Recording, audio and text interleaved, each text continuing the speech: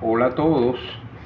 En esta clase de hoy, en este video tutorial de hoy, vamos a hacer un breve, mínimo repaso de la teoría de probabilidades mínimamente indispensable para poder comprender, entender el tema de las expectativas racionales, que va a ser el último tópico de este largo tema 1, ¿verdad? La última clase, el último video va a ser el tema de las expectativas racionales, ¿ok? Entonces, bueno, este repaso que vamos a hacer está basado en, bueno, cualquier texto de teoría de probabilidades estadística te puede servir, cualquier buen texto, ¿no? Yo te recomiendo varios que tengo allí en la bibliografía del curso recomendada, que está en la carpeta del tema 1 sobre las expectativas. Ahí hay unos textos de buen nivel sobre probabilidad y estadística que te los recomiendo, cualquiera de ellos o cualquiera de tu gusto. Particularmente los fundamentos, la base de este repaso que vamos a hacer está tomado de este libro que está viendo aquí y que está en la bibliografía, que es de la serie Chaum, famoso libro de la serie Chaum de probabilidad y estadística, cuarta edición, de Murray Spiegel, que es un libro clásico de esto. A mí me gusta ese enfoque de ese libro porque no sobreabunda en lo teórico, sino que tiene la mínima teoría y va directamente a ejemplos prácticos, ejercicios prácticos que te aterrizan cada uno de los conceptos, ¿no? Entonces, bueno, vamos a entrar directamente en materia. El concepto básico, fundamental, primordial de la teoría de probabilidades, sin la cual la teoría de probabilidades no podría existir, es el concepto de experimento aleatorio. ¿Qué es un experimento aleatorio? Bueno, existe una definición formal rigurosa, no vamos a entrar en ella porque no hace falta, ¿no? Basta saber, para los fines de este curso, que un experimento aleatorio es cualquier situación, cualquiera, que tú te puedas imaginar que tenga estas características. Primera característica, puede tener más de un resultado posible. Y cuando te digo más de un resultado posible es al menos dos, ¿okay? Al menos dos resultados, ¿okay? Posibles. Segundo, los resultados varían con cada realización del experimento. Es decir, existe una incertidumbre a priori del experimento sobre el resultado del experimento. Es decir, los términos de experimento aleatorio e incertidumbre están estrechamente vinculados. Y esa variabilidad en el resultado existe aunque se controlen todas o la mayoría de las variables de las cuales depende el resultado del experimento, ¿okay? Es algo inherente a lo aleatorio, a lo estocástico. Tercero, todos los resultados posibles se pueden determinar. ¿Qué queremos decir con que se pueden determinar? Bueno, por un lado, en el lado de los experimentos aleatorios discretos, ¿verdad? El número de resultados se puede contar, es decir, o es finito el número de resultados o es un número de resultados infinito contable, de manera que se pueden contar, ¿okay? Los resultados. Por el lado de los experimentos aleatorios continuos, los resultados son incontables, ¿verdad? Pero tú puedes determinar cuál es el rango de valores entre los cuales se pudiera razonablemente encontrar ese conjunto de resultados, de infinitos, incontables resultados, ¿okay? Entonces, en ese sentido, todos los resultados se pueden determinar. Y por último, pero no menos importante, recuerda, esto es fundamental, antes de que se realice el experimento, es decir, a priori, no es posible saber con certeza cuál de los posibles resultados ocurrirá, ¿okay? Entonces, cualquier situación en la vida que tenga esas características puede asimilarse, puede modelarse o es un experimento aleatorio, ¿okay? Ejemplos de experimentos aleatorios. Bueno, aquí no vamos a inventar el agua tibia, no vamos a usar los ejemplos usuales que a los cuales recurren los profesores de estadística y teoría de probabilidades y que se encuentran en los textos, en los manuales. Bueno, el ejemplo más básico y fundamental que siempre sale es, imagínate este experimento aleatorio, lanzar una moneda y observar qué salió, qué figura salió en la cara superior. Entonces pudiera ser o cara o sello, ¿no? Entonces tienes dos posibles resultados. Ese es, digamos, el experimento aleatorio más, digamos, simple posible. ¿Okay? Menos que eso no puede, pero sin embargo hay muchas situaciones en la vida diaria, incluso en la vida empresarial, económica, que se pueden asimilar a eso, porque tienes solamente dos resultados posibles. ¿Ok? Es decir, hay experimentos aleatorios que se pueden modelar como o sucede o no sucede algo, 0 o 1, ¿ok? Prendido o apagado, pasa, no pasa, ¿ok? Rechazado o aprobado. O sea, imagínate en una línea de producción, tienes una línea de producción y escoges al azar uno de los productos terminados que está saliendo de esa línea de producción y lo sometes a un control de calidad. Entonces el resultado es aprueba o no aprueba, pasa o no pasa los controles, es aprobado o rechazado, 1, 0, prendido, apagado. Cualquier situación de ese tipo que tú te puedas imaginar es un experimento aleatorio, ¿ok? Parecido al de la moneda, por supuesto. Existen ya experimentos a partir del clásico experimento aleatorio de lanzar un dado y observar qué número salió en la cara superior. Ese es un experimento aleatorio con el dado. ¿Ok? Por supuesto, allí tienes 6 posibles resultados, que salió 1, que salió 2, o salió 3, o salió 4, o salió 5, o salió 6. ¿Ok? Con la particularidad de que esos resultados son equiprobables, es decir, tienen la misma probabilidad de ocurrencia. ¿Okay? Y bueno, uno pudiera pensar en experimentos con el dado más sofisticados. Imagínate este: lanzar el dado, observar el número que salió en la cara superior y elevarlo al cuadrado. Eso da origen a otro resultado. ¿Okay? O lanzar 2 dados y observar los números que salieron en las caras superiores. Y bueno, con este de los 2 dados pudieras hacer una cantidad de cosas: sumar los 2 resultados, los 2 números de cada dado, ¿verdad? Restarlo, multiplicarlo y hacer cualquier otra operación matemática con las 2 caras, los números que salieron en las 2 caras.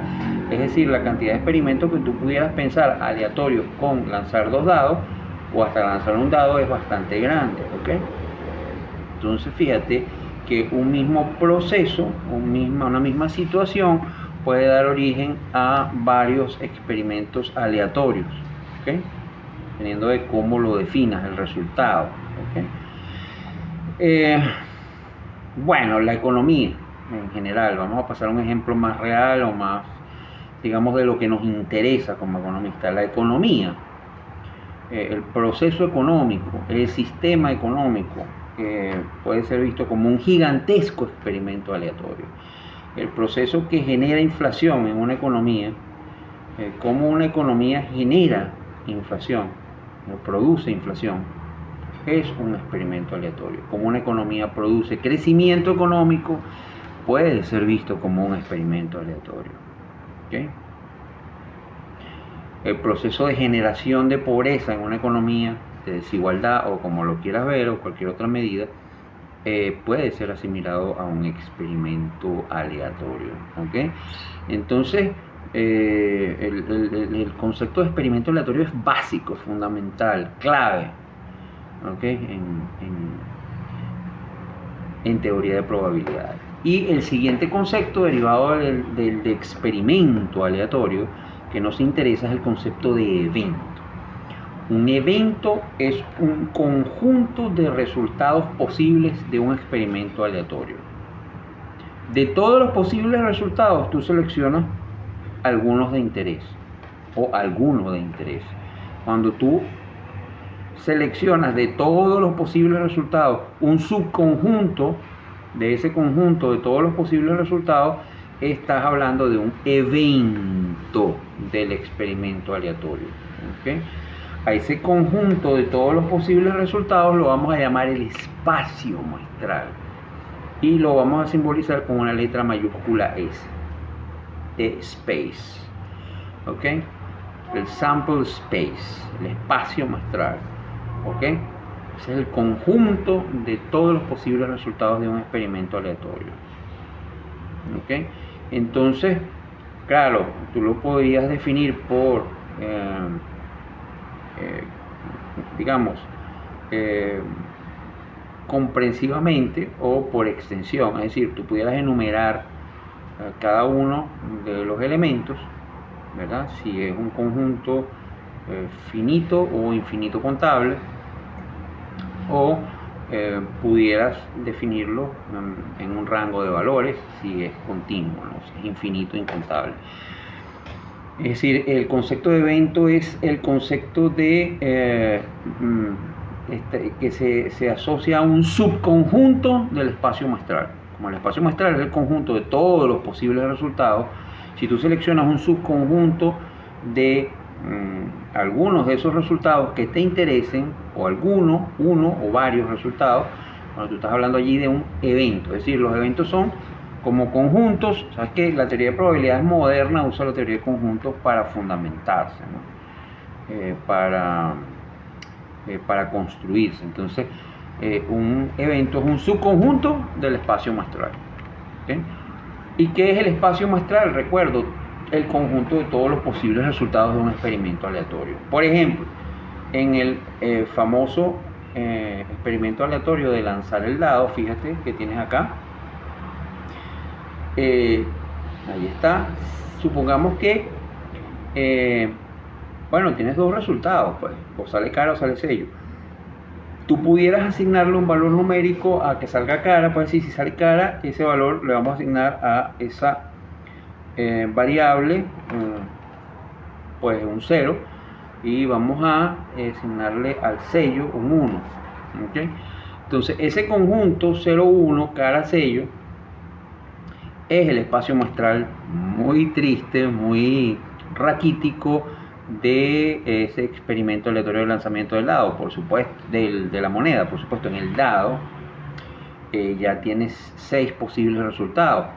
Entonces sería 1, 2, 3, 4, 5, 6. O sea, en el experimento del dado, digamos que todos sabemos, pues, que es lanzar el dado y observar qué número salió en la cara superior. ¿Okay? Si lanzas 2 dados, pues tienes 6 por 6, 36 posibles combinaciones de resultados. ¿Okay?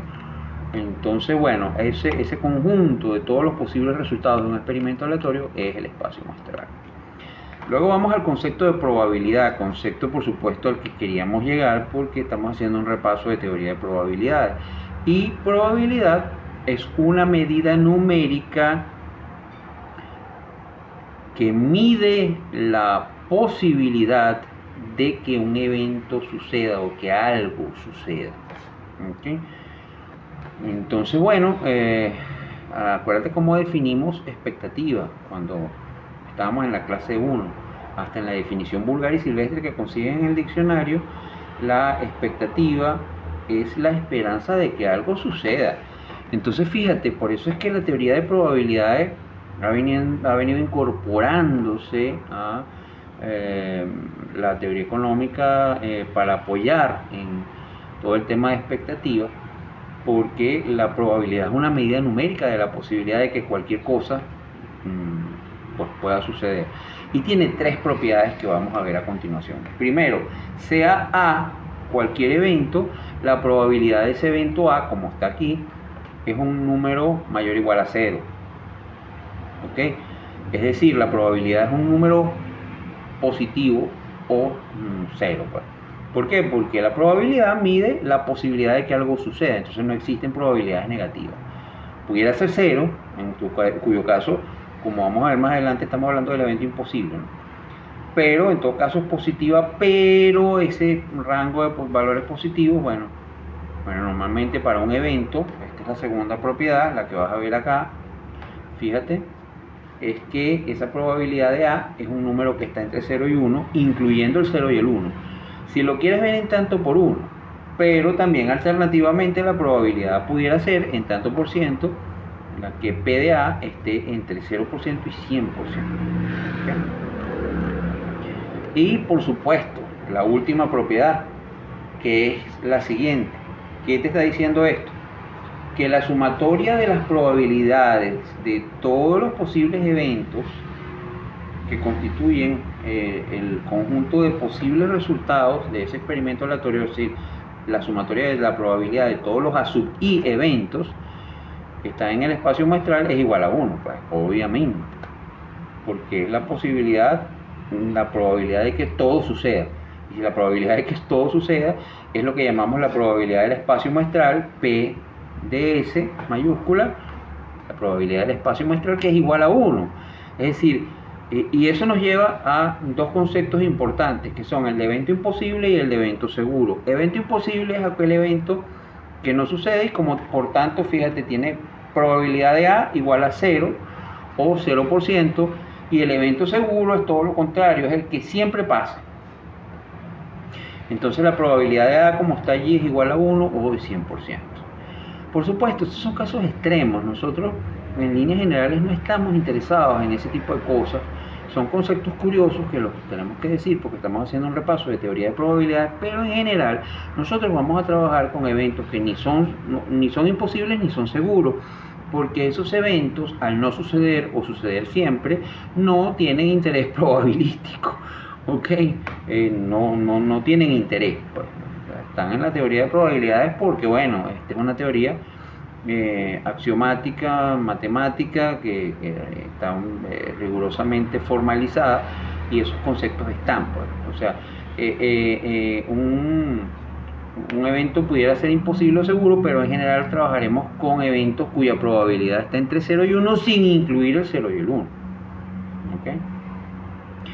Y llegamos al un concepto clave, fundamental acá. Aquí todos los conceptos son claves, pero hay unos que son más importantes que otros. El concepto de probabilidad condicional.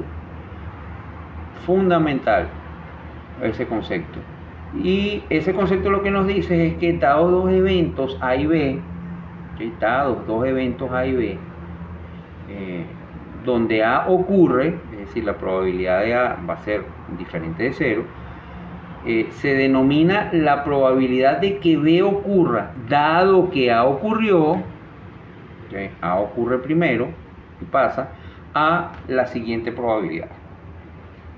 Fíjate, eso se lee probabilidad de B dado que A ocurrió, o probabilidad de que B ocurra dado que A ya ocurrió, es igual a la probabilidad de la intersección de los eventos A y B entre la probabilidad de A, que ya ocurrió. Y como ya ocurrió es diferente de 0 su probabilidad, y por eso se puede hacer esa cuenta. Porque si fuese 0, no tendría ningún sentido hacer esto. Porque, bueno, en otras palabras, la división por 0 no está definida. Entonces la probabilidad de eso que está en el denominador, la probabilidad de A, el evento A tiene que ocurrir. ¿Ok? Entonces, si lo quieres ver con diagramitas de B, vamos a verlo así.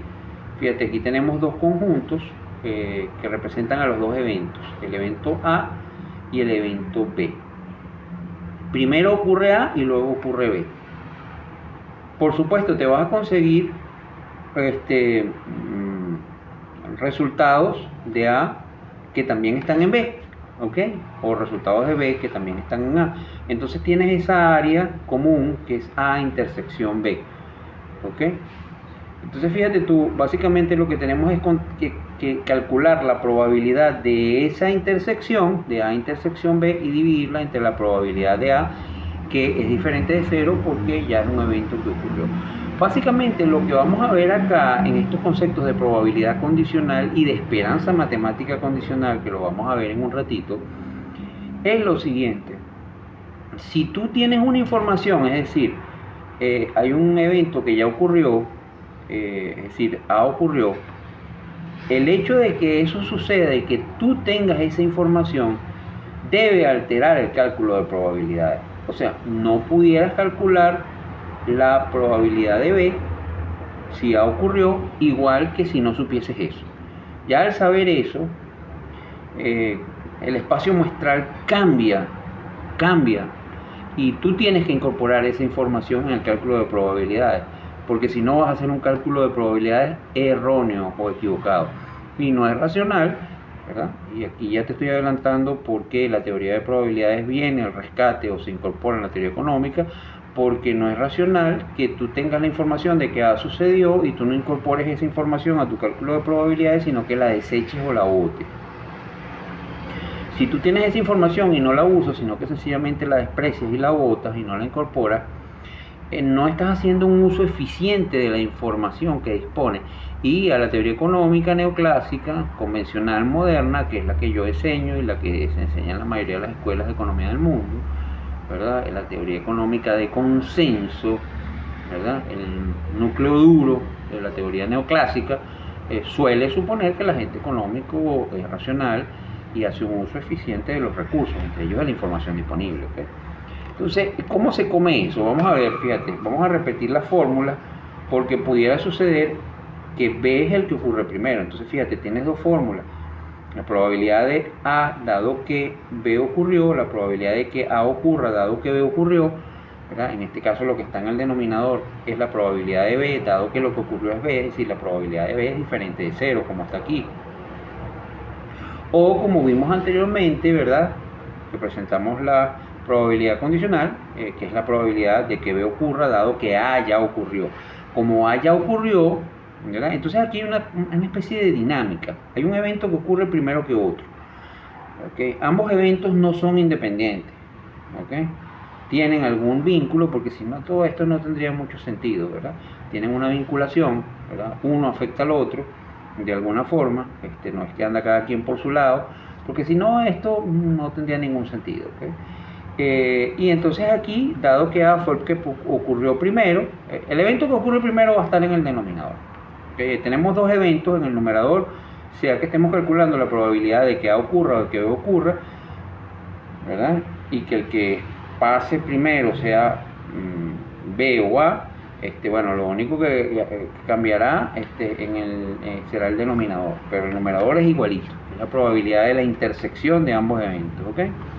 Entonces esa es la fórmula de probabilidad condicional, pero más allá de fórmula, lo que quiero que entiendas es que el cálculo de probabilidades condicionales incorpora información para hacer un cálculo de probabilidades mejor, más refinado, más preciso, ¿ok?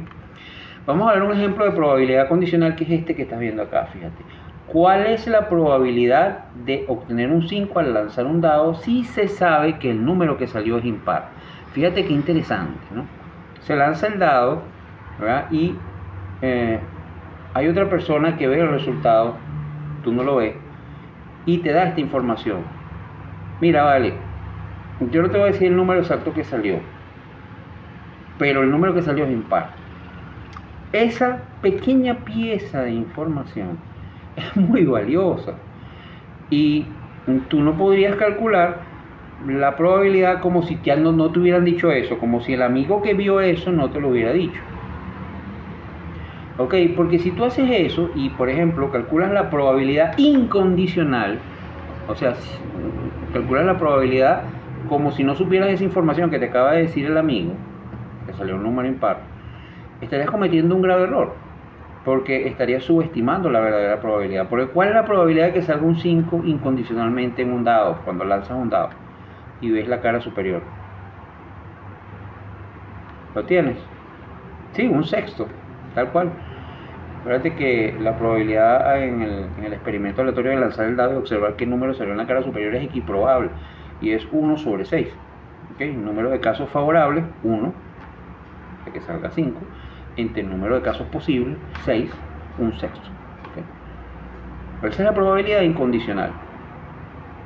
Pero sería erróneo que tú dijeras, bueno, la probabilidad de que salga un 5, si se sabe que el número es impar, es un sexto. Eso está mal, porque ya A ti te dieron una información de que el número que salió es impar. Entonces, no estaría bien que tú usases digamos que no usases esa información, no incorporases esa información en el cálculo de probabilidades. ¿Sí me entiendes? Entonces, ¿cómo lo harías? ¿Cómo tendrías que hacerlo? Bueno, incorporando esa información. Es decir, vamos a verlo con un diagrama de Venn. Aquí lo tienes, el diagrama de Venn, obsérvalo bien. ¿Vale? Entonces, fíjate, en ese diagrama de Venn que tienes ahí, ¿qué es lo que tienes? Tienes el evento B, ¿verdad? Que es lanzar el dado, se lanza el dado, y bueno, ahí tienes 6 posibles resultados, ya lo sabes, 1, 2, 3, 4, 5 y 6. Está en el conjunto B, que representa el evento B, que es que se lanzó el dado. ¿Ok? Pero alguien te dice que el evento A ocurrió. O sea, A es un evento informativo que te da información a ti, te dice, mira, salió un número impar. No te voy a decir cuál, pero salió un número impar. Entonces, el cálculo de probabilidades se ve afectado por esa información que está en A, que es 1, 3 y 5, o sea, 3 resultados posibles de 6. ¿Ok? ¿Por qué? Porque ahora tu espacio muestral no es 1, 2, 3, 4, 5, 6. No, eso no es tu espacio muestral. Ya alguien te dijo que salió un número impar. Entonces, tú no puedes hacer el cálculo como si tú no tuvieras esa información y estuvieras trabajando con el espacio muestral completo del lanzamiento del dado. ¿Ok? Por supuesto, tú quieres calcular la probabilidad de que haya salido un 5. Entonces, claro, hay una intersección entre los conjuntos B y A, o A y B, que es el número 5. ¿Ok? Que está allí, lo estás viendo en el diagrama de Venn, A intersección B, ¿verdad? Ese evento es 5. Entonces, claro, vamos ahora a calcular las probabilidades. Tú aplica la fórmula, ¿verdad? Y veamos. Ya sabes que la probabilidad incondicional da 1/6, pero mira cómo da la condicional. Ahora, el tú dividir, dado que A ocurrió y A es 3 sobre 6, la probabilidad de A es 3/6, o sea, hay 3 resultados posibles que son impares, que son 1, 3 y 5 de los 6 posibles, ¿verdad? Y dado que la probabilidad de intersección B es el número 5 y es un solo elemento de 6 posibles, ¿verdad? Entonces ese cociente de 1/6 entre 3/6, como dice allí, ahí lo estás viendo, es 1/3. Fíjate que la probabilidad aumenta, porque 1/3 es una probabilidad, la probabilidad de que salga 5, dado que el resultado es impar, dado esa información que tú tienes, es 1/3, 33,33%, si lo quieres ver así.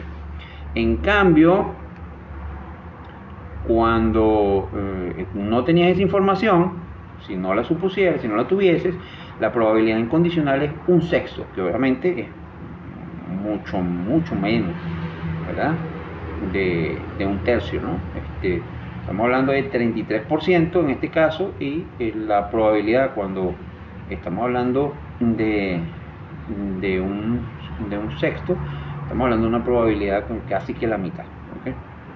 Entonces fíjate que el hecho de que tú tengas esa información altera, esa nueva información altera el espacio muestral. Eso es lo primero que tienes que ver. El espacio muestral ahora está reducido y al tener menos elementos la probabilidad cambia. Normalmente el cambio es hacia aumentar la probabilidad de ocurrencia del evento, ¿okay? Que aquí es muy obvio, ¿no? Ejemplos en economía de probabilidad condicional. Bueno, te dejo este ejercicio para que lo pienses, ¿ok? Para que lo investigues. Tenemos historia económica en Venezuela desde aproximadamente los años 50, ¿no? Tanto de crecimiento económico como de inflación. ¿Ok? Tú te vas al Banco Central, bajas la serie de inflación, tasa de inflación y tasa de crecimiento económico, y las ordenas, ¿verdad? Y te pregunto, imagínatelo eso como dos eventos. El evento B, que es, por ejemplo, el evento B es obtener una tasa de crecimiento de 2 dígitos. ¿Tú has escuchado por ahí que hay unos economistas por ahí, por ejemplo, hay un tipo en Zurich que es venezolano y trabaja en un banco de inversión allá, ¿verdad? Se llama Credit Suisse, que él produjo un informe muy bullish sobre la economía venezolana donde afirmaba que Venezuela podía crecer 20% en 2022. 20%. Entonces, bueno, tú lo primero que deberías hacer es, ¿cuál es la probabilidad de ocurrencia de eso? Dado que hay algo que él te dice que va a ocurrir, que es que la inflación va a ser, o sea, no me acuerdo cuánto es exactamente el número que ellos tienen, pero va a ser una inflación de 3 dígitos. No me acuerdo si es 200 y algo por ciento o algo así, pero es una inflación mayor al 100%. Entonces tú, con los datos de crecimiento económico y de inflación en Venezuela, tú pudieras calcular cuál es la probabilidad de ocurrencia de una tasa de crecimiento de 20% o de 2 dígitos, para que no te des mala vida, más sencillo, ¿verdad? Porque no hay en la historia económica de Venezuela nunca una tasa de crecimiento de 20%. La tasa mayor registrada fue esa tasa monstruosa del 2004, que creo que se reportó primero en 18 y luego se bajó a 16 y algo, corregida, como consecuencia del rebote del paro, pero es una tasa también bastante cuestionable, que hay expertos que dudan de ella. Pero bueno, por lo menos había la excusa del paro y nunca llegó a ser de 20%. Nunca en la historia de Venezuela había una tasa de crecimiento de ese tipo.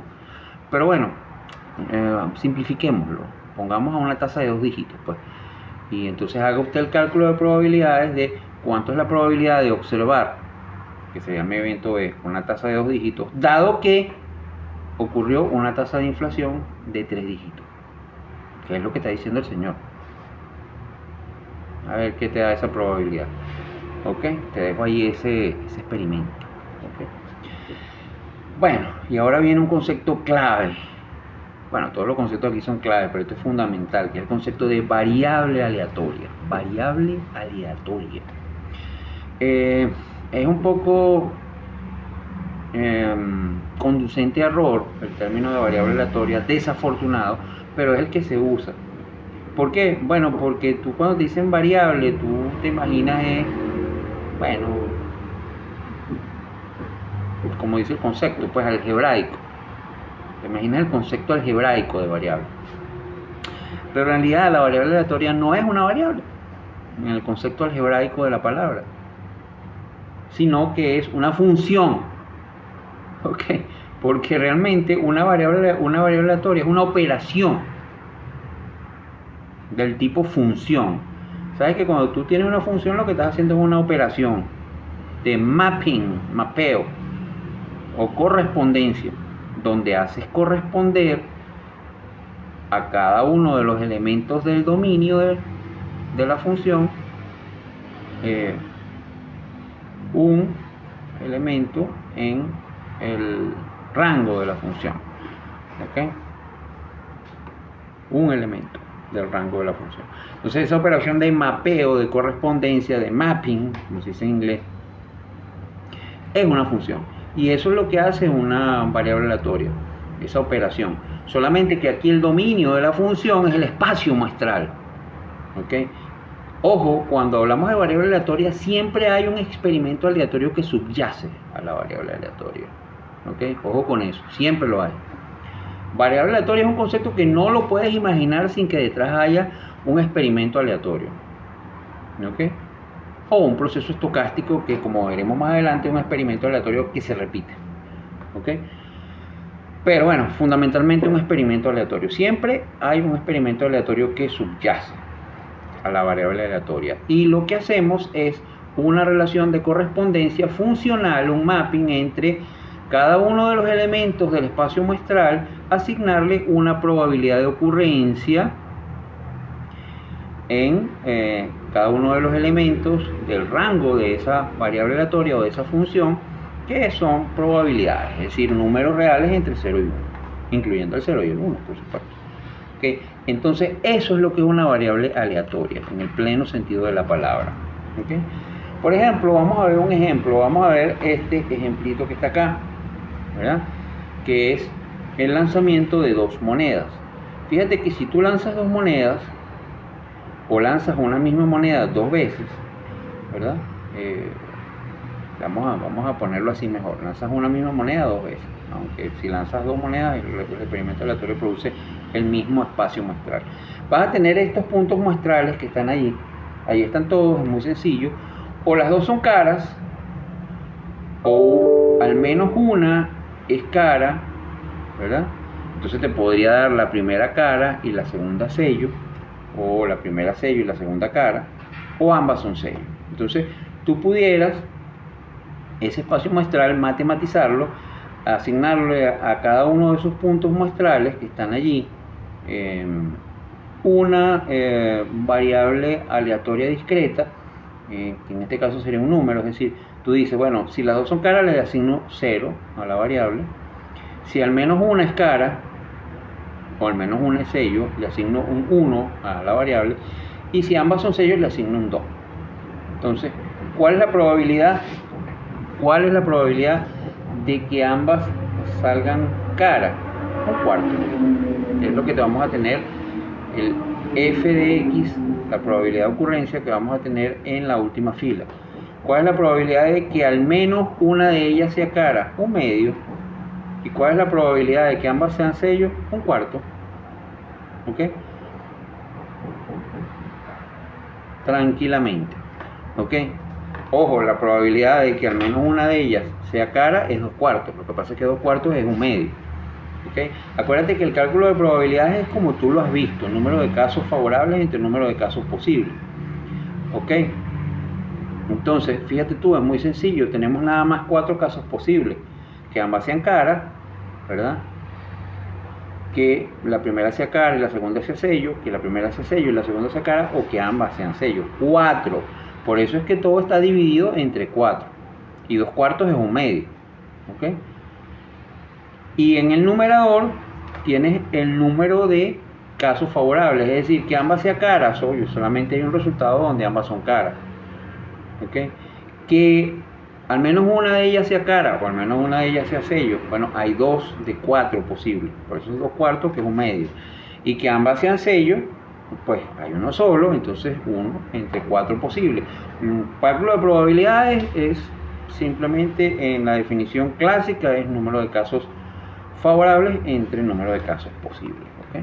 Entonces así se calcula esa última fila que está allá de f de x, probabilidades. Entonces fíjate tú, aquí yo estoy haciendo un mapping, un mapeo. Lo que pasa es que claro, aquí está en forma de tabla y hago corresponder a cada uno de los elementos que está en el espacio muestral, que sería el dominio de la variable aleatoria, un número entre 0 y 1, que es f de x allí, que es la probabilidad de ocurrencia de ese, cada uno de esos eventos que están en cada uno de esos puntos muestrales del espacio muestral. Entonces es una relación de correspondencia o mapping, ¿no? Eso es una variable aleatoria.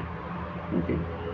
Y para cualquier experimento aleatorio vas a tener una variable aleatoria derivada, y cualquier variable aleatoria tiene un experimento aleatorio que subyace y que la generó. Ojo con eso. Todo experimento aleatorio genera una variable aleatoria. Toda variable aleatoria tiene un experimento aleatorio por detrás que la generó. ¿Okay? ¿Cuáles son los tipos de variables aleatorias? Bueno, 2 nada más, como lo vamos a ver allí. Las variables aleatorias o son discretas o son continuas. ¿Okay? ¿Qué significa que sean discretas?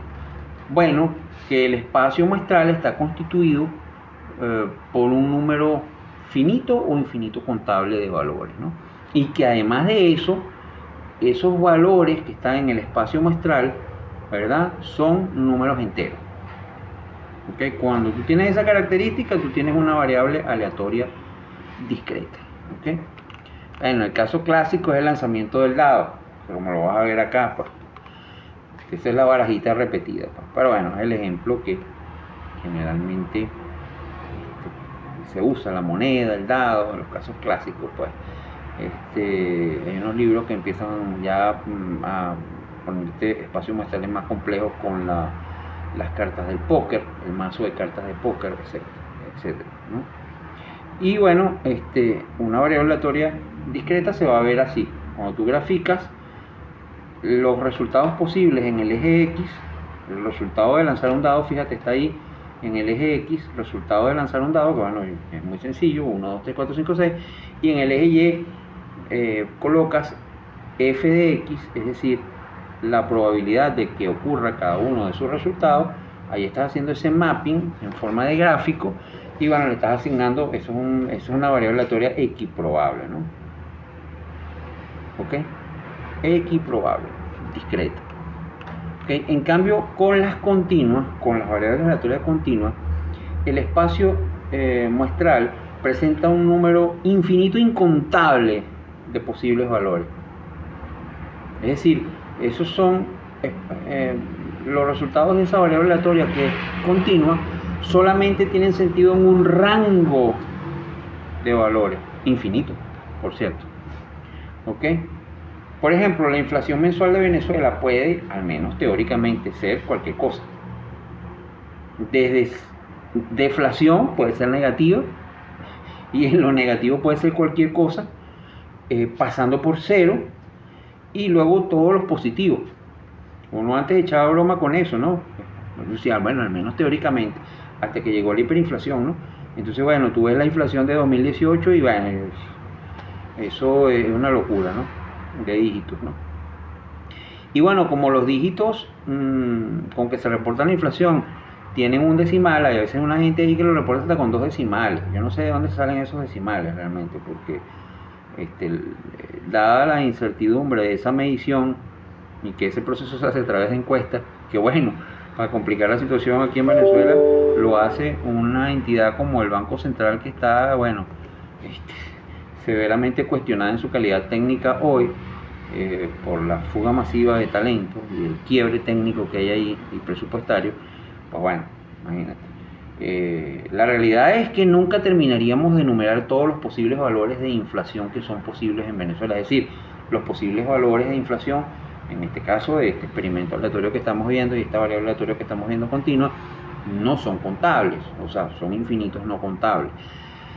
Ok, entonces bueno, cuando tú graficas una variable aleatoria y haces el mapping, entonces ya te da algo diferente, porque el mapping de esa variable aleatoria se ve así, ¿ves?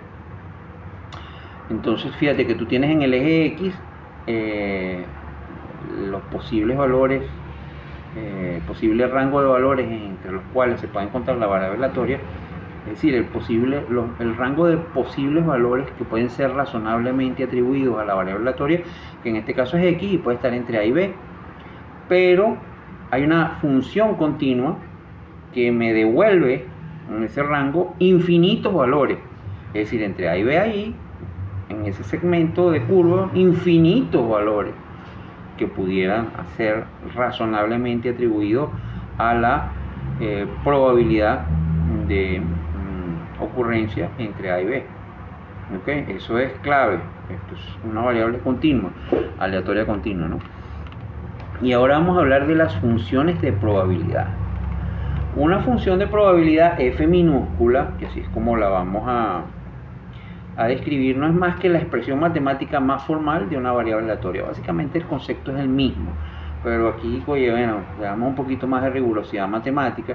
Es decir, cuando tú tienes una función de probabilidad, lo que haces es matemáticamente explícita la operación de correspondencia entre elementos del espacio muestral y sus probabilidades, ¿ok? En el rango de la función, ¿ok? Entonces vamos a adoptar la siguiente notación que vas a ver ahí. Fíjate que eso dice que P, entre paréntesis, de que X mayúscula sea igual a cierto X minúscula, va a ser igual, que es la notación que vamos a adoptar, a f de X. O sea, f de X es la probabilidad de que la variable aleatoria X mayúscula adopte el valor X minúscula, cualquiera que sea, ¿ok? Vamos a adoptar esa notación. ¿Ok? Para que sea una función de probabilidad o de distribución, debe cumplirse, ¿verdad?, que f de X sea mayor o igual que 0, porque bueno, es una probabilidad, lo mismo axioma que vimos antes con la probabilidad, y que la sumatoria de todos los f de x sub i para todos los n elementos o puntos muestrales debe ser igual a 1. Es decir, la probabilidad del espacio muestral tiene que ser igual a 1. Básicamente es lo que nos está diciendo esto, ¿no? Pero en términos de función. Básicamente el concepto de función de probabilidad y el concepto de variable aleatoria son básicamente idénticos, ¿no? Y estaremos interesados también en la función de distribución acumulada. La función de distribución acumulada, f mayúscula, ojo, distinguirla, o brevemente función de distribución acumulada de una variable aleatoria x, es aquella que te devuelve la probabilidad de que el resultado del experimento aleatorio subyacente sea menor o igual a cierto valor x determinado.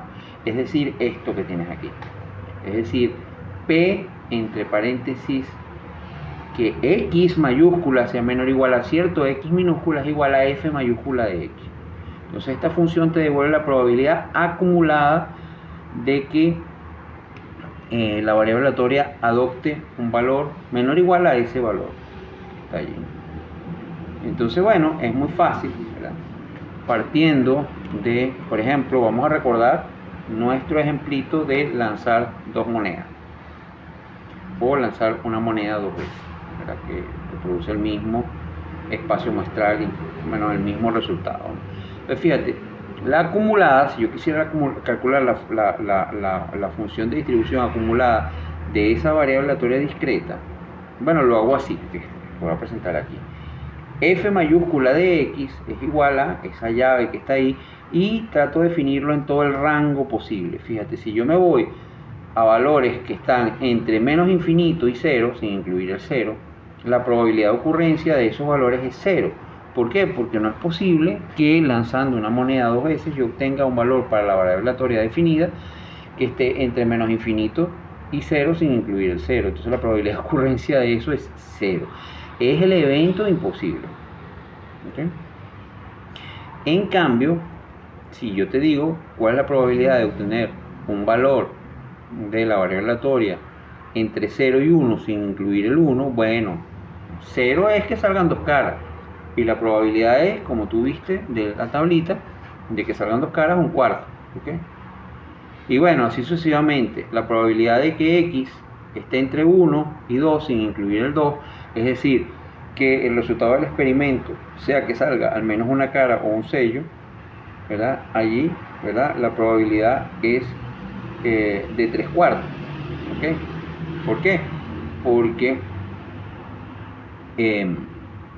la probabilidad de que salga al menos una cara o un sello es de 2 cuartos, más la probabilidad de que salga dos caras es de un cuarto. Entonces cuando tú sumas 2 cuartos más un cuarto, eso te da 3 cuartos. ¿Ok? Así mismo. Entonces, bueno, obviamente luego tienes la probabilidad de que x, la variable aleatoria de x, tenga un valor entre 2 e infinito, incluyendo al 2 por supuesto y sin incluir a infinito. Por supuesto, al tú llegar a 2, estás llegando a lo máximo el resultado que te puede dar el espacio muestral. Por encima de eso no vas a tener valores. Y cuando llegas a 2, ya todos los valores que son menores o iguales a 2 son 0, 1 y 2. Entonces, claro, la probabilidad de que eso sea así es básicamente un cuarto, ¿verdad? Más 3 cuartos. Entonces, cuando tú sumas, o 0 más un cuarto más 3 cuartos, y cuando tú sumas eso, básicamente lo que te da es 4 cuartos, que es 1. ¿Okay?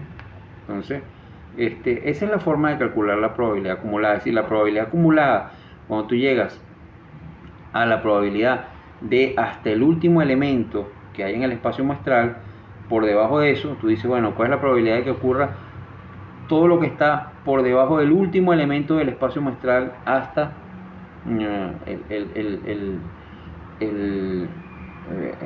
digamos, el resultado eh, primero posible del espacio muestral, todo ese rango, pues por supuesto estás calculando la probabilidad de todo el espacio muestral cuando llegas al último elemento posible. Entonces eso es básicamente 1, porque es el evento seguro, porque estás calculándolo sobre todo el rango de probables posibles valores que pueda haber en el espacio muestral que tiene ese experimento aleatorio.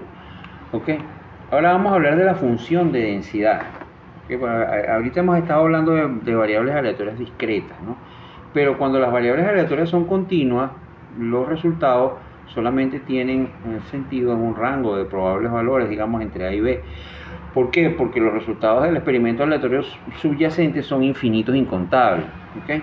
Entonces, claro, al tener eso para calcular y como la probabilidad de ocurrencia de que X asuma cualquier valor particular, cualquiera, específico, digamos que X sea igual a, cuando la función es continua, la variable aleatoria es continua, la probabilidad de ocurrencia de que X sea igual a cualquier valor particular, digamos que X sea igual a es 0. Ojo con eso. ¿Okay? ¿Por qué? Porque aquí solamente tiene sentido la probabilidad en un rango de valores. ¿Okay? En un rango de valores. ¿Okay? Entonces, al ser así, digamos, por ejemplo, queremos saber cuál es la probabilidad de que X esté entre A y B. Bueno, mira, hacemos este cálculo. Esta ecuación que está acá es la que vamos a aplicar. ¿Ok? Es decir, es una integral entre A y B de la función de probabilidad de X, que es una función continua, por el diferencial de X. Yo hago ese cálculo y por supuesto cuando tú sacas una integral definida, lo que está de una función, ¿qué estás calculando? Recuerda tu curso maravilloso de Matemática 3 en la Escuela de Economía de la Universidad Central, o de cálculo integral, que lo debes haber visto para poder estudiar economía. ¿Ok? Eso no fue para fastidiarte, eso era porque lo necesitabas para ser economista. Hay gente que estudia economía y piensa que la economía es una echadera de cuentos. Pues no es así. Tú necesitas saber matemática y necesitas saber teoría de probabilidades, es decir, necesitas gustarte los números, si no, estás en el sitio equivocado. ¿Okay? Entonces, cuando tú calculas la integral, esa integral definida, ¿qué estás calculando? Integral definida entre A y B. Recuerda. ¿Lo tienes? Sí, un área bajo la gráfica, ¿no? Es un área. ¿Okay? Entonces, fíjate tú que esa es la forma de calcular la probabilidad cuando las variables son aleatorias, son continuas. ¿Okay? Entonces, en las variables aleatorias continuas, la función que devuelve esta probabilidad se denomina función de densidad. ¿Okay? Porque la variable es continua, no se llama función de probabilidad o de distribución, se llama función de densidad. ¿Okay? Función de densidad. Por ejemplo, vea este ejemplo. Fíjate que tienes ahí. Allí quisiéramos saber cuál es la probabilidad F mayúscula de 8, es decir, la probabilidad de que X sea menor o igual a 8. Bueno, es una normal, ¿no? Supondría uno que es una normal, eso que tienes ahí, esa curva de densidad, ¿ok? Esa función. Lo que tendrías allí es que hacer la integral de esa función, en el caso de que sea una normal, bueno, la introduces allí en la integral definida, ¿verdad? Entre menos infinito y 8.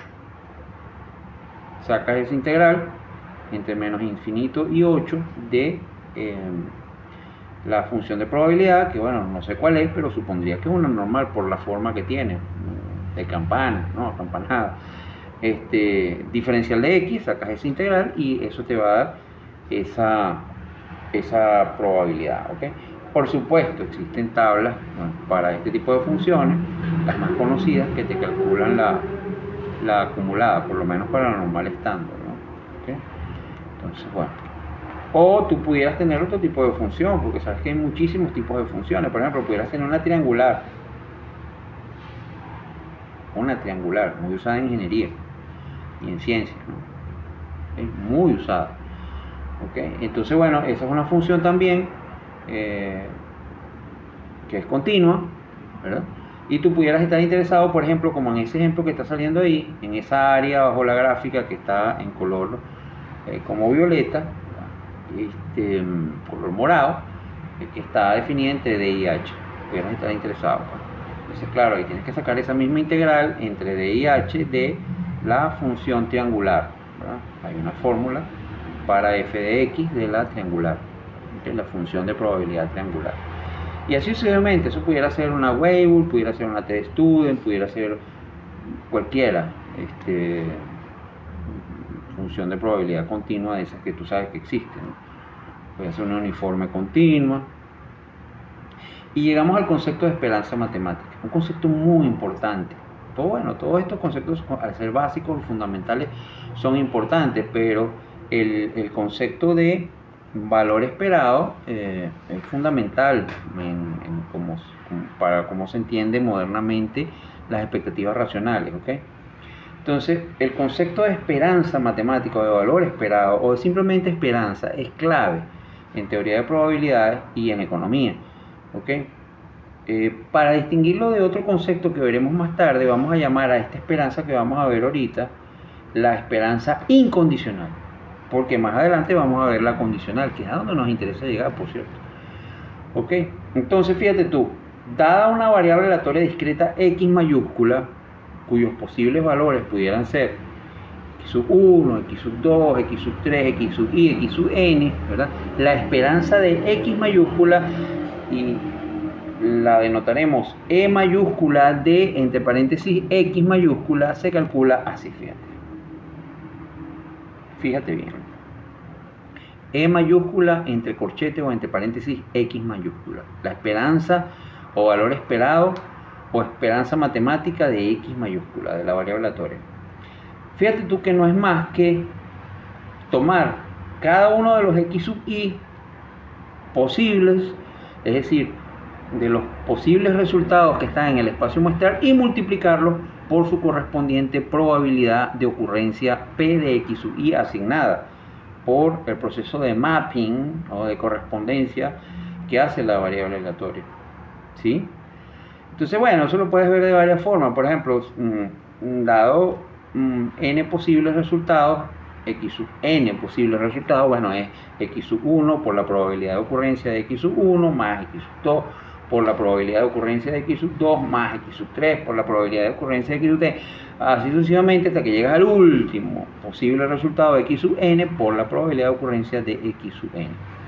Eso es como lo podrías ver. También lo podrías ver eso como si tú tuvieras un vector de x, de posibles resultados de x mayúscula, donde tienes x sub 1, x sub 2, x sub 3, x sub n, y tienes, entonces eso sería un vector fila, y tendrías un vector columna donde tienes a la probabilidad de ocurrencia de x sub i, la probabilidad de ocurrencia de x sub 1, la probabilidad de ocurrencia de x sub 2, de x sub 3, de x sub n, y luego lo que haces es el producto de ambos vectores.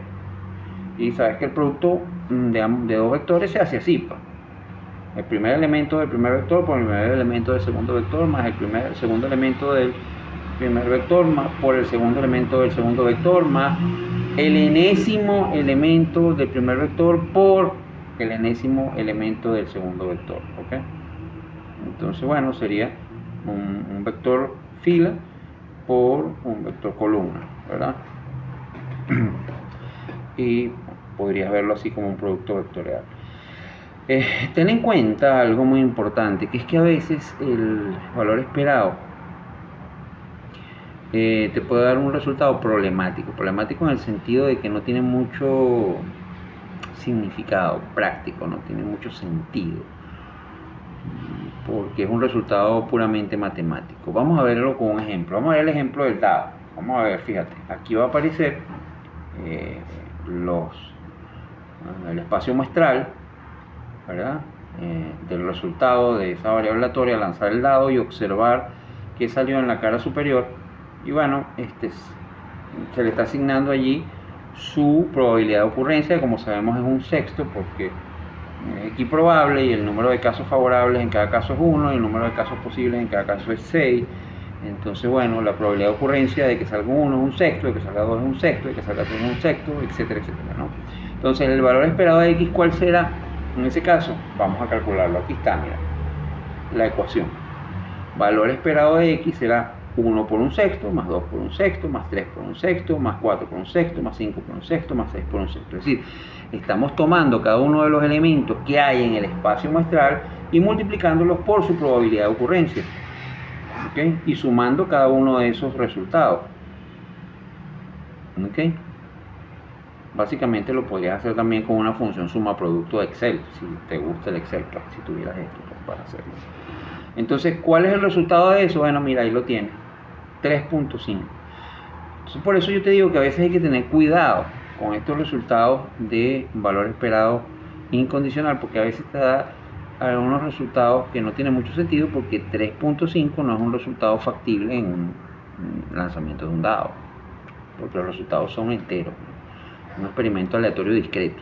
Entonces, en el espacio muestral no solamente hay un número finito o infinito contable de resultados, sino que esos resultados también, los valores que quiere la variable aleatoria son discretos, es decir, son números enteros, ¿okay? Entonces esto no tiene mucho sentido, es un contenido más que todo matemático, pues, pero bueno, eso fue lo que dio, ¿no? Okay, en el caso de variables aleatorias continuas, el valor esperado o esperanza matemática se calcula así. Tú tendrías que calcular esa integral que está allí entre menos infinito e infinito de x por f de x diferencial de x. Es decir, necesitarías el valor de la función específica, insertarlo allí y hacer la integral, ¿no? ¿Okay? Más importante que todo ese formulero es que entiendas qué es lo que significa el concepto de valor esperado, qué quiere decir, qué te dice, con qué se come, cómo lo aterrizas. Bueno, mira, el valor esperado tú lo puedes visualizar como una especie de medida más representativa de esa variable aleatoria. Es la medida más representativa o de tendencia central de esa variable aleatoria, ¿okay? Por eso también se le llama la media de x a la esperanza matemática de x, y se le suele representar como mu sub x o simplemente mu, la letra mu, ¿ok? Cuando se sobreentiende la variable aleatoria de la cual se trata, ¿ok? Bueno, seguimos con nuestro repaso. Ahora vamos a ver tres conceptos vinculados que son clave, son bisagra entre lo que hemos visto y a dónde queremos llegar. El objetivo final de este repaso, ¿cuál es? Es llegar o recordar el concepto de esperanza matemática condicional, porque las expectativas racionales se modelan bajo ese concepto de teoría de probabilidades, como una esperanza matemática condicional.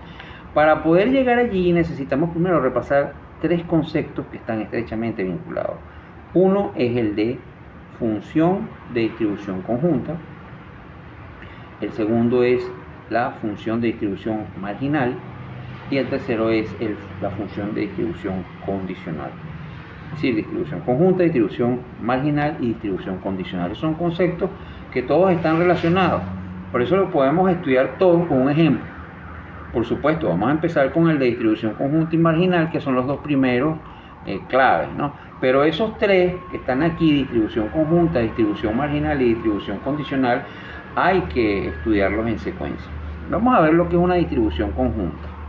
¿Okay?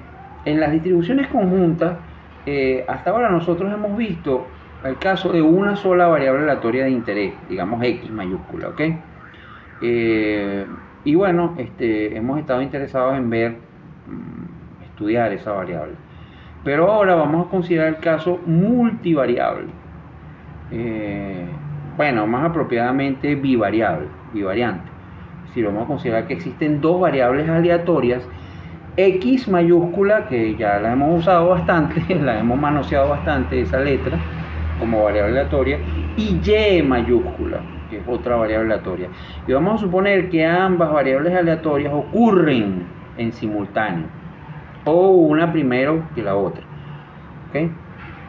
Ese es el supuesto que vamos a tener aquí. Pero ambas ocurren, eso es lo clave. Entonces vamos a definir la probabilidad conjunta como la probabilidad de observar en simultáneo ciertos valores específicos para x mayúscula y ciertos valores específicos para y mayúscula. Como las variables aleatorias pueden ser continuas o discretas o continuas, Vamos a ver ambos casos. En el caso discreto es muy sencillo porque utilizaremos esta notación que está acá. Es decir, llamaremos a f de xy, de xy minúscula, x minúscula, y minúscula, f minúscula de x minúscula, y minúscula, me perdona la redundancia, ¿no? Pero es que aquí se utilizan las mayúsculas y las minúsculas para f, para x y para y, entonces es importante aclarar, ¿no? Aunque claro, aquí se está viendo, ¿no? A la probabilidad de que x mayúscula, la variable aleatoria x mayúscula, adopte un cierto valor específico x minúscula y que simultáneamente y mayúscula adopte un cierto valor y minúscula, ¿okay? A eso lo vamos a llamar, supondremos que existe una función que te permite visualizar eso o ver eso, que es f minúscula de xy. Fíjate que esto no es más que una generalización de la función de probabilidad univariante que ya hemos visto. Entonces aquí lo novedoso es que está introduciéndose otra variable aleatoria, y mayúscula, que ocurre conjuntamente o en simultáneo, o ocurre primero que la variable aleatoria x. Vamos a suponer también que esas dos variables aleatorias no es que son independientes y cada quien anda por su lado de su cuenta. Existe alguna vinculación, porque si no, no va a tener mucho sentido lo que vamos a ver a continuación, ¿okay? Como dijimos cuando hablamos de la probabilidad condicional. En el caso continuo, bueno, es fácil hacer una analogía. La probabilidad de que las variables aleatorias x mayúscula y y mayúscula ocurran, la vamos a llamar función de densidad conjunta, porque aquí estamos en continuo, ¿no? De x mayúscula y y mayúscula, recordando siempre que las variables aleatorias continuas están definidas en un intervalo o rango infinito de valores. Es decir, tú podrías suponer, como ya hemos supuesto, que x está entre a y b, o puede ocurrir entre a y b, en ese rango de valores, y que y mayúscula puede ocurrir entre c y d. Entonces la probabilidad de que x esté entre a y b y en simultáneo y esté entre c y d, la calculamos así. Fíjate qué bello es, una integral doble. ¿Okay? Entonces recuerda qué significa una integral doble, cuál es el significado, digamos, geométrico de una integral doble. Te doy una pista. Recuerda que la integral simple definida era un área. Entonces una integral doble definida, ¿qué será? Piénsalo. ¿Ok? Entonces yo simplemente hago esa integral doble, que la puedo resolver por cualquier método para resolver integrales dobles. El método más sencillo es iterando, es decir, resuelvo primero la integral interna y luego resuelvo la externa de f de xy, es decir, de la función de probabilidad conjunta. Es decir, yo tengo que saber matemáticamente cuál es el valor de esa función para meterla allí y hacer esa integral doble definida por el diferencial de x. Vamos a ver un ejemplo gráfico de eso para que se entienda el significado geométrico. Fíjate, geométricamente de lo que estamos hablando es eso, y ya al ver el gráfico ya estás recordando, ¿ves? La pregunta que yo te hice, ¿qué significa una integral doble definida? ¿Okay? Una integral definida doble, como lo quieras ver. ¿Okay? Entonces fíjate tú que tú tienes allí tres ejes. Tienes en el eje x la variable aleatoria x y su rango de posibles valores. En este caso estamos interesados en el rango de valores que está entre a y b. Tienes el eje y, donde tienes todo el rango de posibles valores de la variable y. En este caso estamos interesados en calcular la probabilidad de la variable y entre c y d, ¿verdad? Por supuesto hay infinitos puntos. Y la altura, que me la da la dimensión z, es la probabilidad de ocurrencia conjunta de x y y, que es f de x y y. ¿Okay? Entonces eso me da la altura. Entonces tengo largo, ancho y alto. Entonces tengo las tres dimensiones como para calcular que un volumen de un sólido, que básicamente es el equivalente en dos dimensiones, lo que equivale a la probabilidad. El volumen de un sólido, en ese caso es un sólido que se parece como un prisma, ¿okay? Un prismoide, pues. Vamos a, no sé si el término existe, como un prisma, ¿no? ¿Okay? Y bueno, eso es lo que es una integral doble, un volumen de un sólido, ¿no? Así como la integral simple es un área bajo la gráfica, ¿no? Es un volumen bajo la gráfica. ¿Okay? De ese segmento específico estamos interesados. Entonces, cuando tú calculas ese volumen te va a dar un número. Ese número es la probabilidad de ocurrencia de X entre A y B en simultáneo de que Y esté entre C y D. Es el volumen de ese sólido. Es decir, bueno, básicamente, como tú sabes, las integrales sencillas definidas, simples definidas, o las integrales definidas dobles como esta, pues son como funcionales, porque agarran una curva, en este caso f de x y y la transforman en un número. En este caso el número, el significado geométrico es el volumen de un sólido, pero en el caso de la integral definida simple, pues es un área bajo la gráfica, pero es un número también.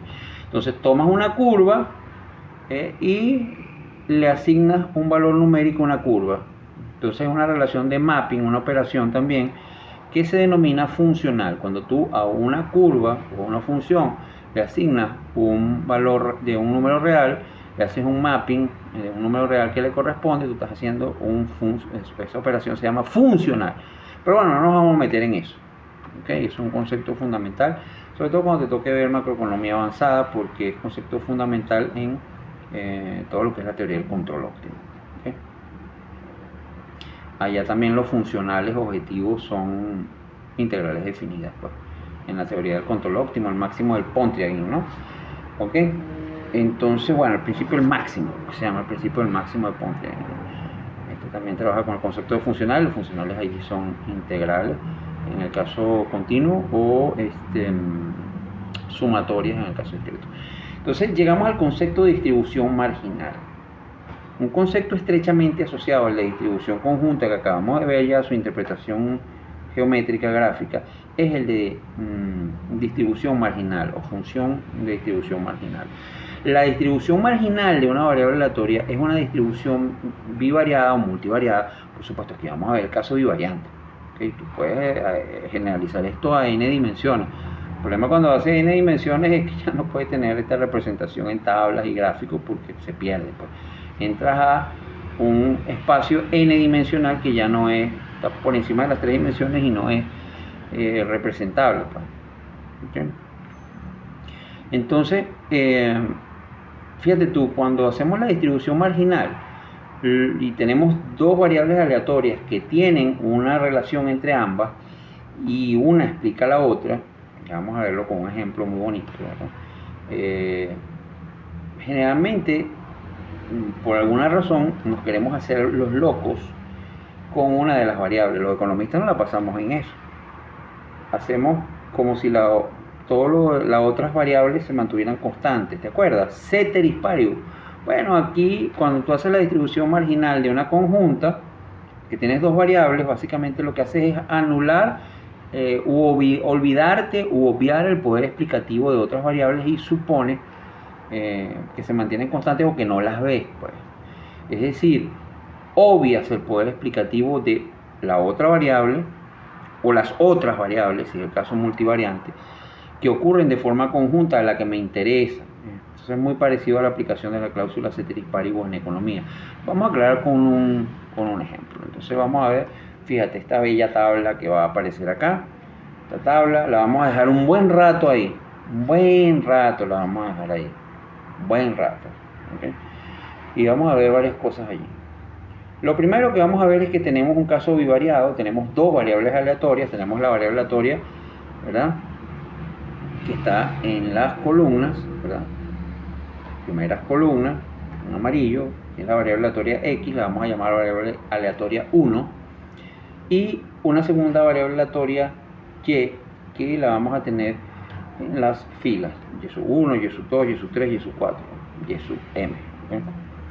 Esas variables están relacionadas. La variable aleatoria X es el porcentaje de respuestas correctas en un examen, que puede equivaler a las calificaciones. ¿Okay? Y la variable aleatoria Y o la variable 2 es el tiempo de estudio. Entonces, como te dije, aquí siempre vamos a suponer que existe una vinculación. Aquí es lógico, de cajón, que el tiempo de estudio influye o causa el porcentaje de respuestas correctas.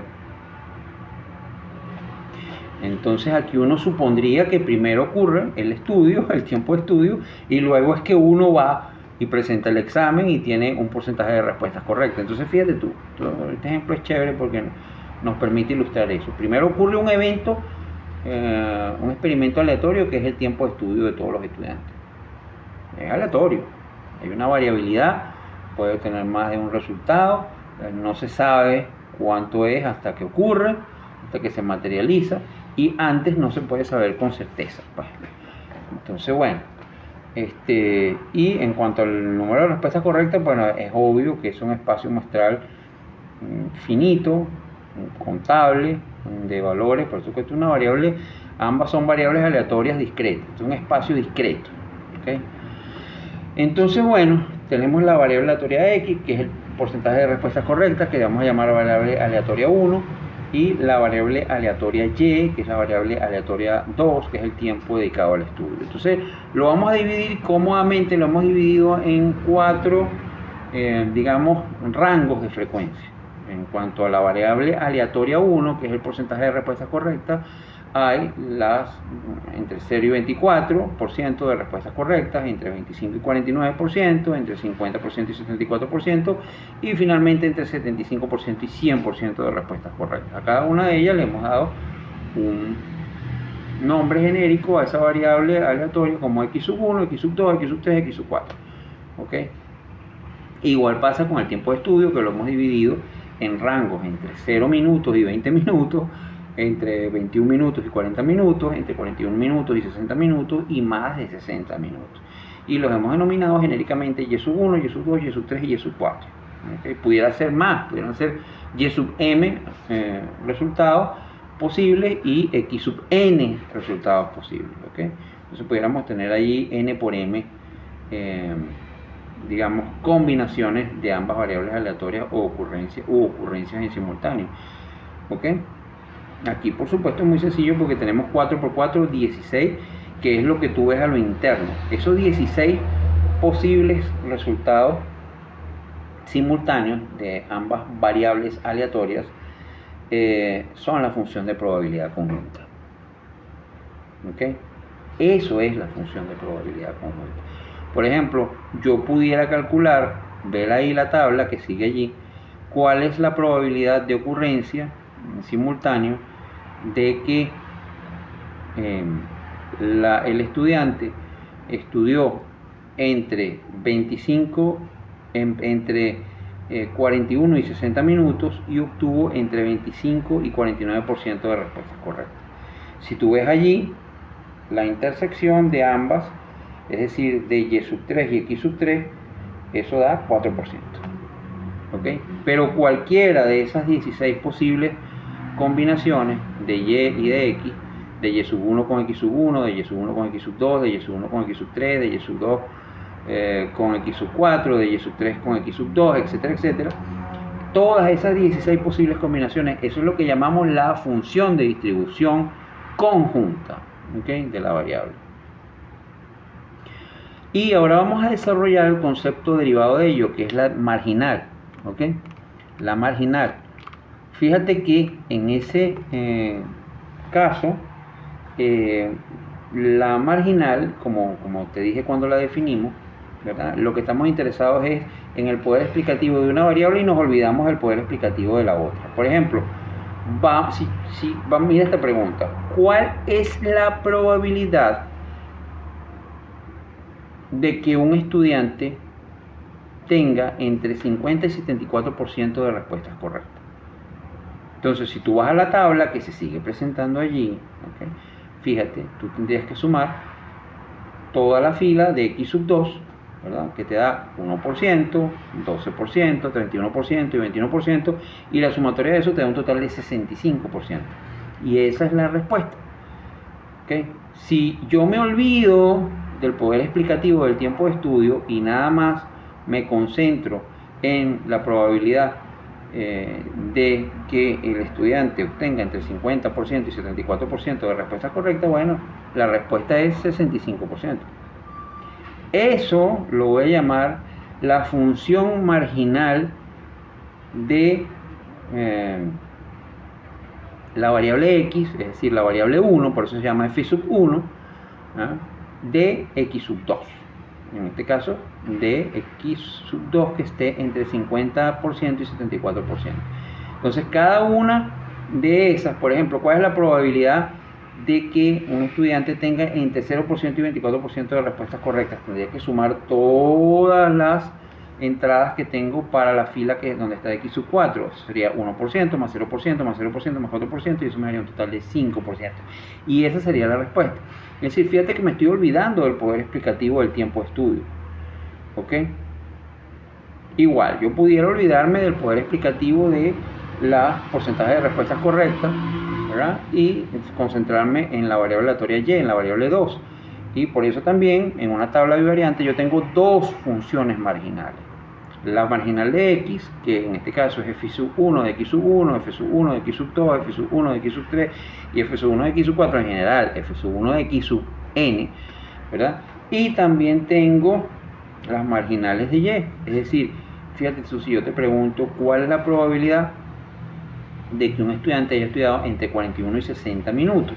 Bueno, tú tendrías que irte a y sub 3, a esa columna donde está y sub 3 y sumar todas esas entradas que están allí, que es 8%, más 31%, más 4%, más 0%, y eso te da 43%. Y esa es la respuesta.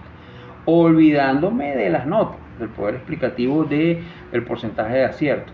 Entonces, esa sería, ese resultado, que sería f sub 2, porque estamos hablando de la marginal de y sub 3, ¿por qué? Porque estamos preguntando por el resultado de y sub 3, es decir, cuál es la probabilidad de que un estudiante haya estudiado entre 41 y 60 minutos.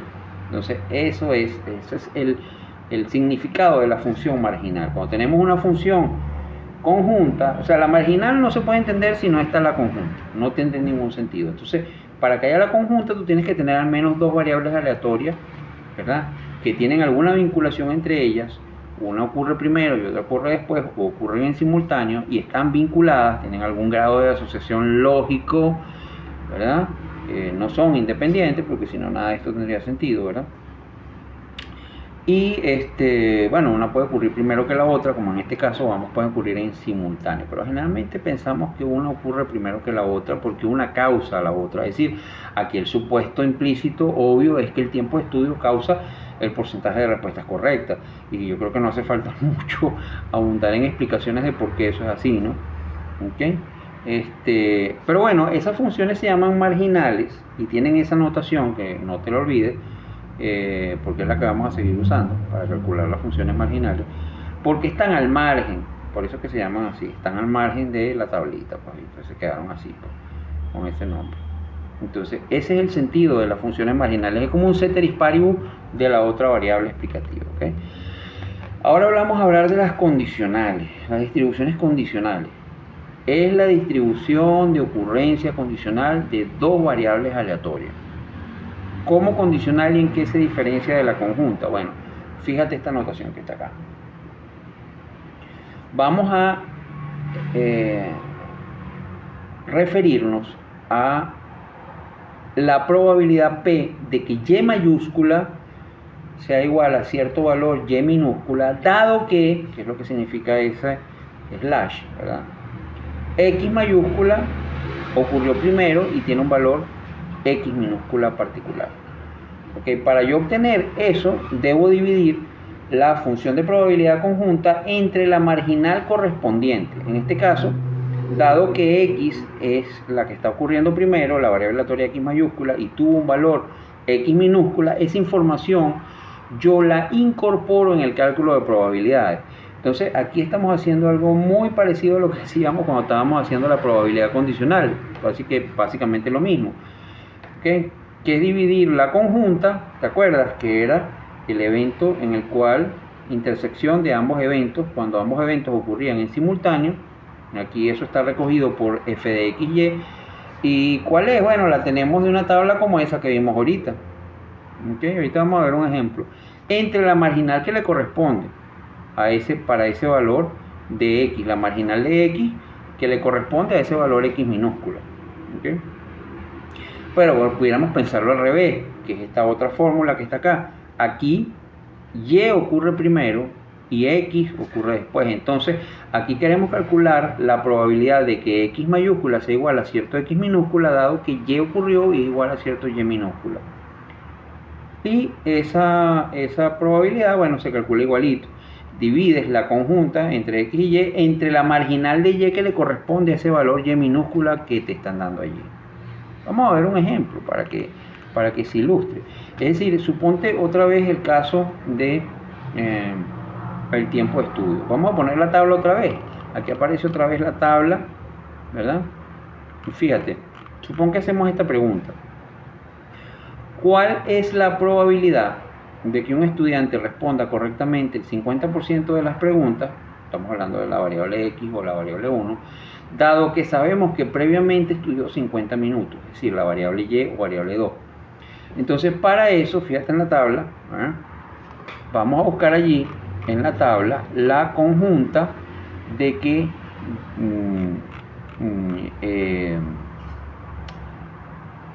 el porcentaje de respuesta correcta sea 50%, dado que estudió 50 minutos. Entonces ahí estaríamos a buscar 50% está en x sub 2 y 50 minutos estaría en y sub 3. Entonces la intersección entre x sub 2 y y sub 3 es 31%. ¿Ok? ¿Y cuál es la marginal que le corresponde? Bueno, la marginal que le corresponde, ¿verdad? Es la marginal, ¿verdad? Para y, para ese valor correspondiente, ¿verdad? Que es 43%. Allí. Ahora quitamos la tablita y nos dirigimos a hacer el cálculo. Entonces fíjate cómo es el cálculo. La probabilidad de que x mayúscula sea igual a 50%, dado que y mayúscula son 50 minutos, es decir, la probabilidad de que el estudiante obtenga un 50% de respuestas correctas, dado que estudió 50 minutos, es igual a la función de probabilidad conjunta de 50% de respuestas correctas y 50 minutos de estudio, que es 31%. Esa probabilidad, ya lo viste allí de la tabla, se ocurre de la intersección de ambas variables aleatorias correspondientes, x sub 2 y y sub 3, entre la marginal de y para 50 minutos, que es 43%. Entonces tú divides eso, que es igual a 0,031 entre 0,043, y te da un 72,1% de probabilidad. ¿Okay? Fíjate que aquí estamos en el mismo caso, y te repito, todo lo que es condicional es importante porque hay información que ocurre que tú incorporas al cálculo de probabilidades. Te reduce el espacio muestral y te aumenta las probabilidades. ¿Ok? Te aumenta las probabilidades a 72% en este caso. Entonces llegamos por fin al concepto donde queríamos llegar, que es el concepto de esperanza condicional o esperanza matemática condicional o valor esperado condicional, que es la forma como se modelan modernamente las expectativas de tipo racional, ¿no?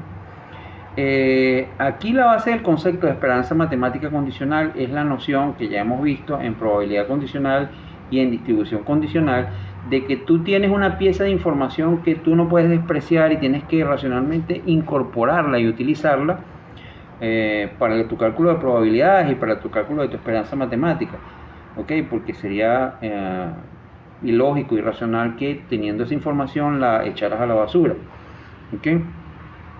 ¿Por qué? Porque si no lo hicieses así, si tú tienes una pieza de información y calculas la esperanza matemática como lo vimos originalmente, incondicionalmente, la esperanza matemática incondicional, vas a subestimar la verdadera probabilidad de ocurrencia del evento, ¿no? Entonces vamos a ilustrarlo, las diferencias y semejanzas entre el cálculo de la esperanza matemática incondicional que ya vimos. ¿Te acuerdas? Con el ejemplo de lanzar el dado y observar el número que sale. ¿Te acuerdas cuál era la esperanza matemática incondicional? ¿Te acuerdas? 3.5, que te dije, bueno, mira, a veces esto no tiene mucho sentido, porque 3.5 no tiene mucho sentido alguno, pues, en el dado, porque es un resultado que no se puede obtener, porque no es un entero, pues, no, que está dentro del rango de valores que puede dar un dado. ¿Okay? Pero fíjate tú cómo cambia, ¿no? Vamos a poner un ejemplo. Ya sabemos que la esperanza incondicional es 3,5. Vamos a ver qué pasa con una condicional. Y supongamos ahora que realizamos ese mismo experimento aleatorio, ¿verdad? Y lanzamos el dado, no vemos el resultado, pero alguien sí y nos dice, te voy a dar esta información. El resultado que salió es mayor a 4. Entonces, ¿cuánto será el valor esperado de X mayúscula, de esa variable aleatoria, ¿verdad? Dado que X es mayor a 4? ¿Ok? Entonces, fíjate cómo lo vamos a hacer. Dado que X es mayor a 4, el valor esperado de X, dado que sabemos, tenemos una información de X es mayor a 4, ¿verdad? Entonces, ahora el espacio muestral se redujo a solamente 4, 5 y 6. ¿Ok? Entonces, el número de casos posibles es solamente 3, ¿verdad? Y vamos a la probabilidad de ocurrencia de cada uno de ellos es un tercio, no un sexto. Entonces ahora hacemos el cálculo de 4, el valor 4 por un tercio, más 5 por un tercio, más 6 por un tercio, y eso te va a dar 15 tercios, que es 5. Ese es el valor esperado. Fíjate tú qué belleza. 5 sí es un resultado que tiene sentido en el dado, y como el resultado que se puede salir es 4, 5, 6, el valor esperado es el valor intermedio o medida de tendencia central de esos tres valores, que es el 5, que sí es un resultado que sí puede dar el experimento aleatorio de lanzar un dado. Entonces fíjate qué bello, nota cómo incorporar la información que se conoce sobre el experimento aleatorio afecta el cálculo de la esperanza matemática, así como afectó el cálculo de probabilidades y así como afectó el cálculo de la probabilidad condicional y de la probabilidad marginal. ¿Ok? Eso es importante. Perdón, de la función de probabilidad condicional. ¿Ok? Entonces, eso se debe a que la nueva información disponible restringe, esto es lo que siempre digo, lo he repetido.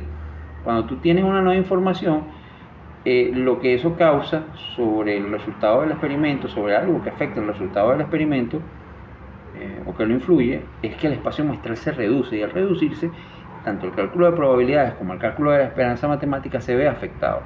Y que, bueno, el tema, al ser llevado a la economía, es que, mira, un agente económico racional que tiene una información hoy, cuando calcula su esperanza matemática de un evento que está vinculado a través de una relación de causalidad con esa información de la cual dispone hoy, oye, sería lógico que no la incorporara. ¿Ok? ¿Por qué? Porque la información es como cualquier otro recurso, y el agente económico, como tú sabes, en economía neoclásica busca optimizar, hacer un uso eficiente de los recursos, entre los cuales un recurso importantísimo y costoso es la información. La información es costosa, ¿ok? Tiene un precio. Entonces, oye, sería como que ilógico que tú no la incorporaras en tu cálculo, ¿no? Finalmente llegamos al concepto de proceso estocástico. ¿Qué es un proceso estocástico? Bueno, mira, hay muchos conceptos matemáticos rigurosos sobre lo que es un proceso estocástico. Yo no me voy a meter en eso, no hace falta que tú sepas con rigurosidad esos conceptos, los domines. Bastará un concepto intuitivo y vamos a conformarnos con saber, con aceptar que un experimento aleatorio, un proceso estocástico es un experimento aleatorio que se repite, un experimento aleatorio con repetición. Es decir, al repetirse el experimento aleatorio, cada vez que se repite entra como una dinámica en el experimento, porque con cada posible repetición, antes de que se efectúe el experimento, hay un espacio muestral potencial de resultados. Y una vez que se materializa el experimento que se realiza, que se repite cada vez, cada uno de esos resultados observados es una realización, un punto de cada uno de los, cualquier cantidad de resultados posibles que hay en ese espacio muestral de ese experimento. ¿Ok? Por ejemplo, la inflación que una economía genera en un año puede asimilarse a un proceso estocástico, así el proceso que genera eso. Pues, igual el proceso que genera crecimiento económico en una economía, o que genera desigualdad, o que genera pobreza, puede visualizarse como un experimento, proceso estocástico, como un experimento aleatorio con repetición. El dato observado para la inflación en 2021 para cualquier país, para Venezuela supongo, es una realización particular de ese proceso estocástico. Entonces, los conceptos de valor esperado, esperanza matemática, incondicional o condicional, siguen vigentes en el tema de los procesos estocásticos, así como existía en el tema de los experimentos aleatorios, solo que ahora, como existe una dinámica o dependencia del tiempo, indexaremos, por eso vamos a cambiar la notación un poquito, el valor esperado con un subíndice de tiempo. Entonces lo que vamos a hacer es lo siguiente, fíjate, la esperanza incondicional ahora la vamos a llamar así, esperanza incondicional. Ahora E tiene un subíndice T, que me dice que eso es la esperanza o valor esperado en el tiempo T, que el agente económico se forma sobre la variable aleatoria X para el futuro, es decir, para X en T más 1. Porque obvio, tú no te vas a formar hoy una esperanza de algo que está sucediendo. Si lo está sucediendo en T, lo estás observando, y si sucedió en el pasado, bueno, no tienes ninguna expectativa ni ninguna esperanza sobre ello porque ya ocurrió. Es una variable predeterminada, absolutamente determinística, que ya sucedió y no tienes que tener ninguna esperanza sobre ello, ni sobre la que está sucediendo a tus ojos ahorita. Tienes una expectativa sobre una variable futura. En este caso, te la formas en T, el valor esperado, incondicional, para una variable aleatoria que está en T más 1, es decir, en el futuro.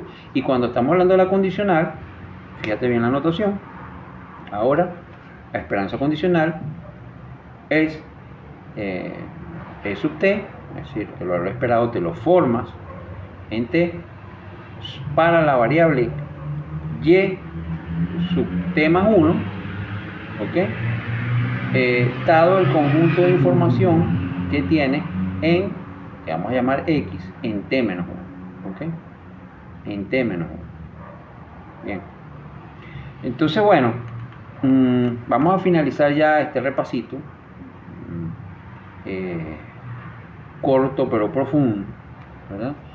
Que equivale a varias clases de teoría de probabilidades, ¿verdad? De tus cursos regulares. Esto es simplemente un repaso, y para eso está también el libro allí, o sea, este libro en el cual está basado eso, que es el libro de la serie Chown, ¿verdad? De probabilidad y estadística, está ahí en la bibliografía y puedes consultar cualquier otro libro que a ti te interese, ¿no? Pero vamos a terminar con las propiedades de la esperanza matemática. Esas propiedades que vamos a ver ahorita son válidas, son como axiomas, propiedades que habría que demostrar. O sea, si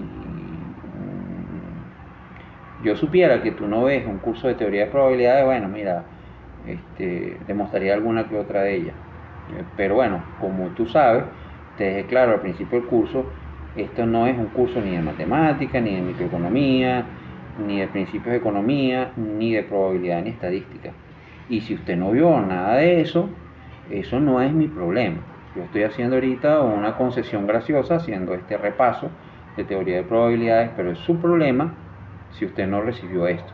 Yo no puedo simplificar esto a un cuento inútil, que es como de repente a usted le gustaría que yo presentara esto sin matemáticas y sin teoría de probabilidades, porque usted no vio eso. Porque es su responsabilidad, ¿verdad?, reclamar por la calidad de su proceso de formación. Y a mí todos los años, desde toda la vida que tengo dando clases, siempre me viene con el mismo cuento de que no vieron nada, ¿ok? Lo cual es muy extraño, ¿no? Pero bueno, vamos a terminar con estas propiedades, son 5 o 6 propiedades cortitas, entonces las vamos a presentar una a una. Por ejemplo, esta es la primera, fíjate, E sub T de C es igual a C. ¿Qué quiere decir eso? Que el valor esperado de una constante es la propia constante. Entonces, bueno, eso casi no necesita ninguna demostración, porque una constante es lo contrario a una variable. Lo contrario a la aleatoriedad o a lo estocástico es una constante. Entonces, el valor esperado de 2, ¿cuál es? 2. No puedo esperar más nada, ¿ok? Luego tenemos esta otra. El valor esperado de una constante por una variable, en este caso C por X, es igual al valor esperado de la constante, que es igual a la misma constante, por el valor esperado de la variable. Entonces, ese pues, es un resultado. Pues. Estas propiedades las vamos a usar, tiene que memorizarlas, así como se aprendió las tablas las tablas de sumar, de restar, de multiplicar, de dividir, que se las aprendió de memoria, ¿no? Usted no pidió explicaciones allí. Y así como usted se aprendió las propiedades de los logaritmos más adelante, y así como se aprendió las reglas para despejar ecuaciones, así como se aprendió la resolvente de la ecuación de segundo grado, todo eso usted se lo aprendió de memoria. Chévere, fino. ¿Okay? Bueno, aquí también las vamos a aprender de memoria, porque las tenemos que usar para poder resolver problemas con expectativa racional. Y lo vamos a usar en el último tópico que vamos a ver en este tema 1. Tema 1 grueso y denso sobre las expectativas, la forma de modelar las expectativas en economía. Tercera propiedad. ¿Cuál es el valor esperado E sub t de una constante más una variable? Bueno, pues es como sale allí, el valor esperado de la constante, que es ella misma, más el valor esperado de la variable. ¿Okay? Cuarta propiedad, esta que ves aquí, valor esperado de una suma de variables aleatorias, x más y. Entonces será el valor esperado de x más el valor esperado de la variable y. Nota que estas son las propiedades, me pasa que no me quiero meter en ese tema, pero la esperanza matemática es un operador y forma parte de una clase especial de operadores que se llaman operadores lineales. Entonces, bueno, yo no me quiero meter en ese tema, un tema, digamos, un poquito grueso, de álgebra avanzada y de teoría matemática, que no me quiero meter porque, bueno, ya es suficiente con que me diga que no vio ni siquiera las integrales más sencillas como para, meterme en esas complejidades. Pero si le interesa el tema, puede buscar muchos contenidos buenos sobre operadores lineales en YouTube, ¿okay? O en internet. Finalmente tenemos esta propiedad que es la esperanza matemática de un producto de variables aleatorias. Bueno, en este caso es el producto de la variable aleatoria x por la variable aleatoria y. Aquí. Entonces es el valor esperado de x por el valor esperado de y. Y la última propiedad, que esta sí necesitaría como que una explicación o una deducción, digamos, si estuviésemos en clases presenciales, yo voy a confiar en que su profesor de estadística lo hizo bien su trabajo, bueno, porque algo tiene que haber enseñado, ¿no? O sea, si usted está aprendiendo más en estos minutos de este repaso que lo que usted vio en todo lo que vio en estadística 1 y lo que ya debe estar viendo en estadística 2, preocúpese, porque yo no sé qué diablos le están enseñando allí, ¿verdad? Debe preocuparse y no me transfiera eso a mí, no tengo ninguna responsabilidad con eso, porque yo no doy clases de estadística, ¿no? Entonces, bueno, esta propiedad es muy importante porque esta se llama la ley de las expectativas iteradas. Entonces no es tan obvio, la vamos a aceptar por los momentos así. Y bueno, fíjate que lo que nos dice es que el valor esperado del valor esperado de una variable, ¿verdad?, es el valor esperado de la variable. Más precisamente, esto lo que quiere decir es que el valor esperado condicional de un valor esperado condicional de la variable x es igual al valor esperado incondicional de la variable x. ¿Ok? Pero bueno, basta para la resolución de los ejercicios que nos van a tocar en el último tema, que usted sepa que cuando usted aplica el operador de esperanza matemática condicional a un valor ya esperado o una esperanza matemática condicional, eso es igual a la esperanza, ¿verdad?, incondicional de esa misma variable. Esa es la ley de las expectativas iteradas. Muy bien.